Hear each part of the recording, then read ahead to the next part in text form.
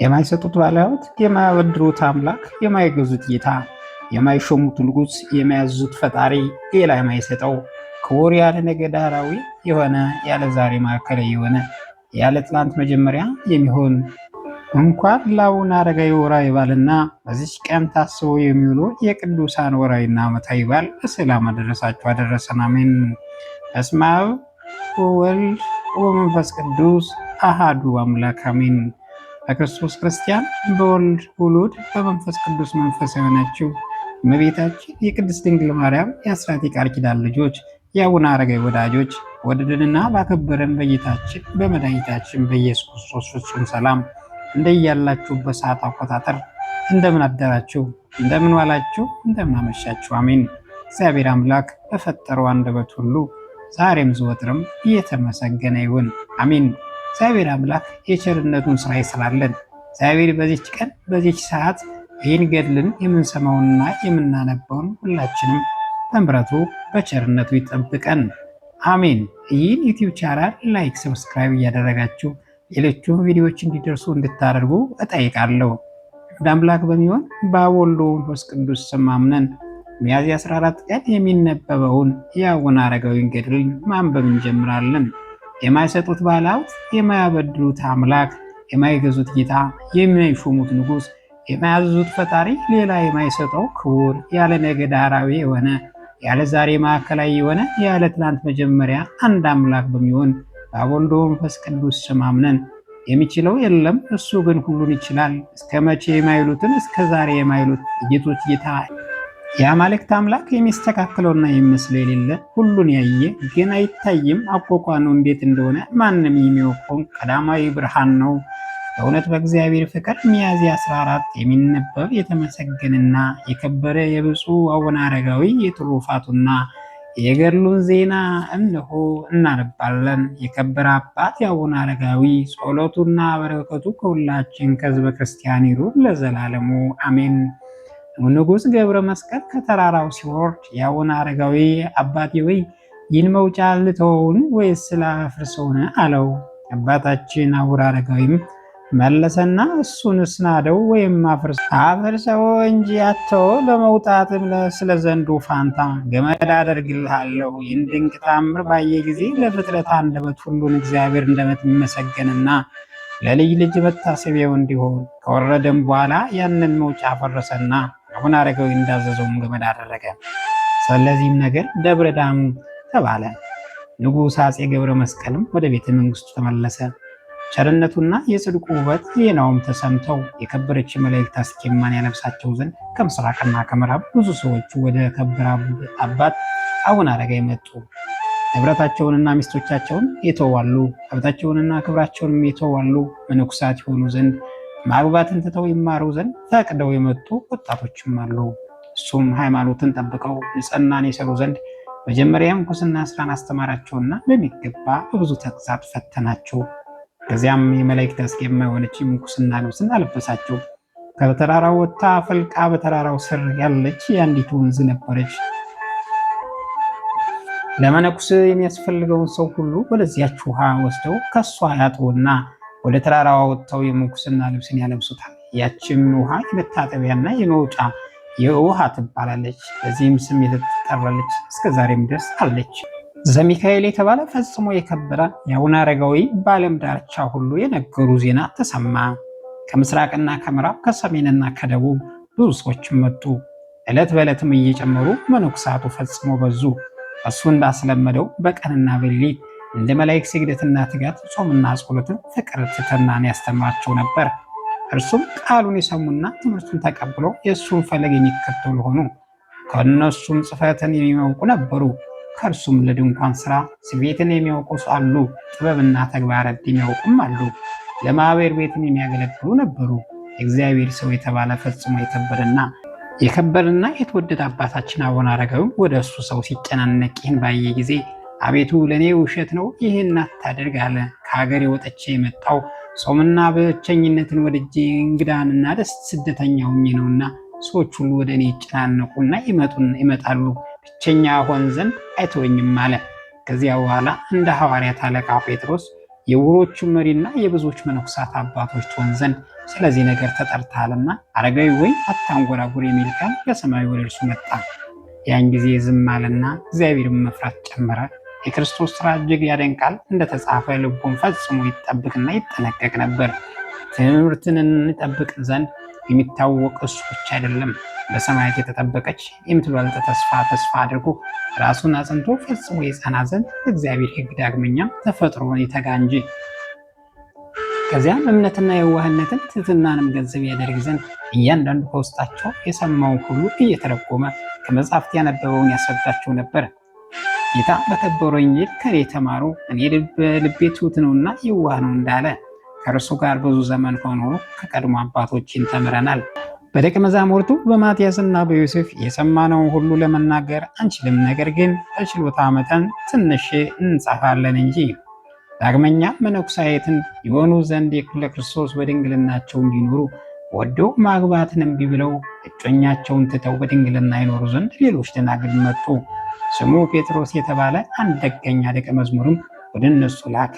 እሱም ሽማግሌ ነውና አስተምሮ የምንኩስና ልብስን ያለብሳቸው ዘንድ ከዚያም መነኮሳቸውና በምንኩስ ሥርዓትን ተጠብቃቸው ዘንድ ለእናቱ ለቅድስት እንድና ሰጣቸው። በትዕግስትና በየዋህነት በጾምና በጸሎት ከእሷ ጋር በአንድነት ተቀመጡ።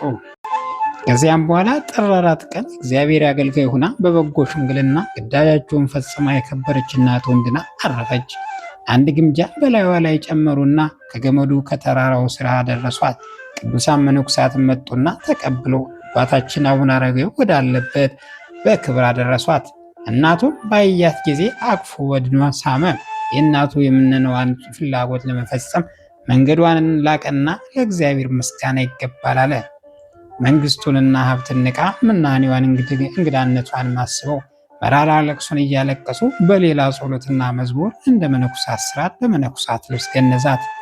ለመቃብሯ ይሆን ዘንድ አቡነ አረጋዊ ባስቆፈረው በአዲስ መቃብር ውስጥም ቀበሯት።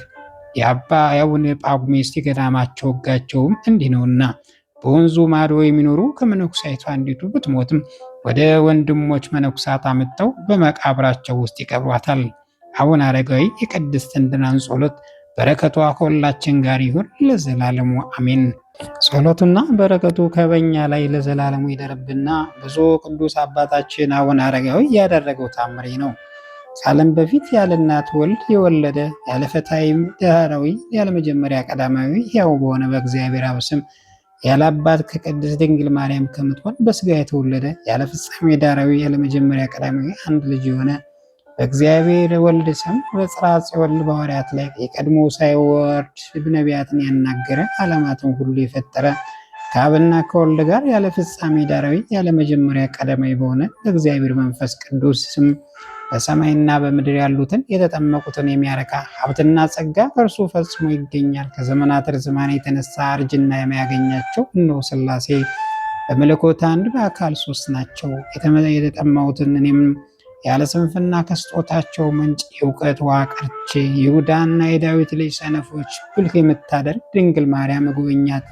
የሞትን መልእክት ያላየውን ፈጽሞ የከበረ የአባቱ የአቡነ አረጋዊ ከተጋለውና ከብዙ ታምራቱ የተነሳ ጥቅም ያለው ትንሽ ነገር እናገራለሁ። በሰሌዳ ላይ የተጻፉ ከማኅበረ በኩር ወንድሞች ጋር ኃጢአተኞቹን ወዳጅ የሆነ ልጅ በወዲያነ ሲኖር ሲሆን ከወንድሞቹ ጋር መላእክትና አደባባያን ከበው የልዳ ከሰማዕት ፍጡነ ረድኤት ጊዮርጊስ ከሰማዕታት ጓደኞቹ ጋር በነጭ ፈረስ ጀርባ በፊቱ ይሮጣሉ። በሚያስፈራ ቀን የድነት ምክንያት የሆነ ዘንድ ደካማና ኃጢአተኛው እኔ ይህንን ነገር እናገር ዘንድ ያስገነዘበኝ መድኃኔዓለም የተባለ እግዚአብሔር ስሙ ይመስገን። ለዘላለሙም በእውነት ለፍጥረት ሁሉ ምሕረትን ለማኝ ከሆነች ከእናቱ ጋር ሕይወት የሆነ መንፈስ ቅዱስም ከቸር አባቱ ጋር በመላእክትና በሰው አንደበት ለእርሱ ምስጋና ይገባል። ከዚያ ቦታ ያላችሁ አባቶች ወንድሞች ስሙ፣ ዜናው እስከ ዓለም ዳርቻ ድረስ ደርሷልና ታምራቶቹና ገድሉ በመጽሐፍ ፈጽሞ ተመሰገነ። የአቡነ አረጋዊ እኛን የምናከብሩ አይምሰላችሁ።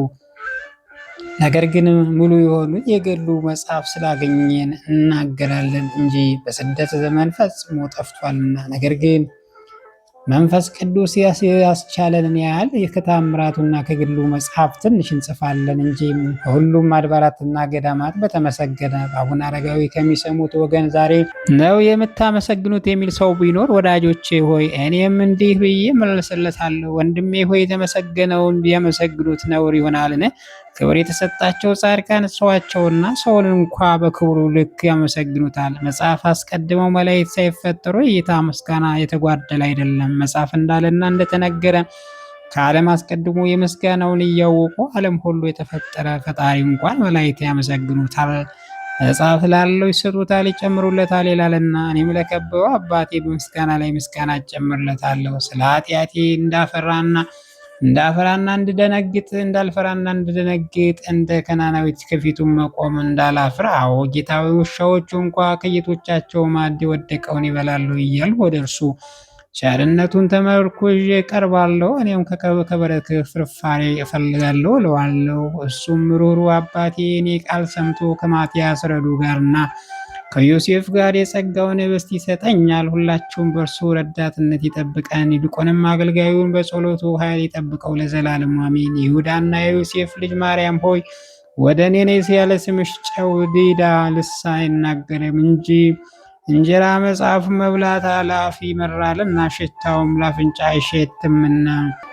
አንድ አምላክ በሚሆን በአብ ወልድ ወመንፈስ ቅዱስ ስም አምነን ሚያዝያ 14 በዚች ቀን በእስክንድርያ ለተሾመ ሊቀ ጳጳስ 15ኛ የሆነ የከበረ አባት የእስክንድርያው ሊቀ ጳጳስ አባ መክሲሞስ አረፈ። ይህም አባት መንፈሳዊና በስራ ሁሉ እግዚአብሔርን የሚፈራ ነው። እርሱም ከእስክንድርያ ሰዎች ወገን ነው። ወላጆቹ ሃይማኖታቸው የቀና ነበረ።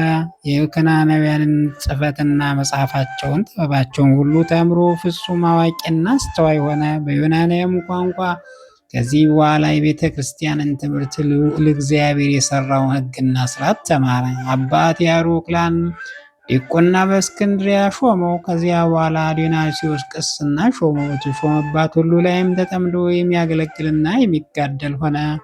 አባ ዲዮናስዮስን ባረፈ ጊዜ አዋቂዎች ኤጲስቆጶሳትና ካህናት ማህበሩ ሁሉ መረጡት። በእግዚአብሔር ፈቃድ በወንጌላዊ ማርቆስ ወንበር ላይ ሊቀ ጳጳስ አድርገው ሾሙት። ዲዮናስዮስም ስለ ጳውሎስ ሳሚስጢስ በአንጾኪያ ከተማ የተጀመረው ኤጲስቆጶሳት ማህበር ጉባኤ ተጀምሮ ሳይፈጸም አረፈ። ይህ አባት መክሲሞስም በተሾመባት ወንበር በተቀመጠ ጊዜ ማህበሩ ጉባኤ ስለተወሰነና ካሪው ጳውሎስ ሳሚስጥ እንደተወገዘ ከጉባኤ ሹማምንት መልእክቶች ወደ እርሱ ደረሱ። ትምህርቱም ያመኑት መልእክቶቹ ካህናት በአንድ በተሰበሰቡበት አነበው። ከዚያ በኋላ ዳግመኛ ከራሱ መልእክቶችን ጽፎ የጳውሎስ ሳሚስጢስን ስህተትን ያርቅ ዘንድ ወደ እግዚአብሔር እንዲጸልዩና እንዲማልዱ እያዘዘ ወደ ግብፅ ሀገሮች ሁሉ ወደ ኢትዮጵያን ወደ ኖባ ሀገሮች ላከ። የክብር ባለቤት ጌታ ልመናቸውን ተቀበለ። ይህም ከሃዲ ከጥቂት ቀኖች በቀር አርፎ በፍጥነት አጠፋው እንጂ የከረከሰች ሃይማኖት ከዓለም አስወግደ አራቀ። በዚህ አባት ዘመን ከምስራቅ ሀገር ማኒ የሚባል ራሱን የእውነት መንፈስ ጰራቅሊጦስን ያደረገና ክፉ ስህተትን የሳተ ሰው ተገለጠ። ወደ ሶርያ ምድርም ደረሰ። አርኪላዎስ የሚባል ኤጲስቆጶስም ከእርሱ ጋር ተከራከረ። ስህተቱንም ገላልጦበት አሳፍሮ ከአገሩ አሳደደው። ከዚያም ተመልሶ ወደ ፋርስ ሄደ። ራሱንም ነቢይ ያደረገ። የፋርስ ንጉሥ ብርሃንም ይዞ ከሁለት ሰነጠቀው። ተከታዮች የሆኑ 200 ሰዎች ዘቅዝቆ እስከ ወገባቸው በምድር ውስጥ ተከላቸው። እነሆ ከሰው አትክልትን ተከልሁ አለ። ይህም አባት መንጋውን በመጠበቅ ሲጋደልና በቀናች ሃይማኖት ሲያጸናቸው ኖረ። ከመናፍቃን ከሃዲያን ችግር እስካረፈባት ቀን ድረስ ከድርሳናትና በተግሳጽ ጠብቆ አዳናቸው። በማርቆስ ወንበር 16 ዓመት ኖሮ በሰላም አረፈ። በረከቱ ከእኛ ጋር ትኑር ለዘላለሙ አሜን። ጌታ ሆይ ከብልጽግናቸው ብዛት የተነሳ ብዙ መባ ካገቡት ይልቅ ዕዳይቱን አነስተኛ ባንድ ተቀበል። ለሁል ጊዜ የሚያገለግሉን ኃይላት መላእክት እያሳሰቡ በችግር ጊዜ ማቅረብ ምስጋና ተቀበል። እናንተ ቅዱሳን ነቢያት፣ የወንጌል ሰባኪያን ሐዋርያት፣ ሰማዕታት፣ ጻድቃን፣ ትጉሃን መላእክት፣ ፍጹማን ደናግል እንዲሁም ደጋጎች መነኮሳት ደጅ ባቂ ሳይል የምንሰበሰብበትን የጉባኤ ቦታ ባርኩ። የመጽሐፍ ወረቀት አዘጋጅቶ ብራና ዳምጾ የጻፈውን ያጻፈውን ከግዕዝ ወደ አማርኛ የተረጎመውን ቃለ ንባቡን በእርጋታ መንፈስና በተመስጦ ሕሊና ያዳመጠውን በደለኛ ሁሉ የምታስምር የጌታ እናቱ ማርያም ጸሎት። ኢየሱስ ክርስቶስ በአንድነት ይማረን። ኢየሱስ ክርስቶስ በአንድነት ይማረን። ኢየሱስ ክርስቶስ በአንድነት ይማረን ለዘላለሙ አሜን።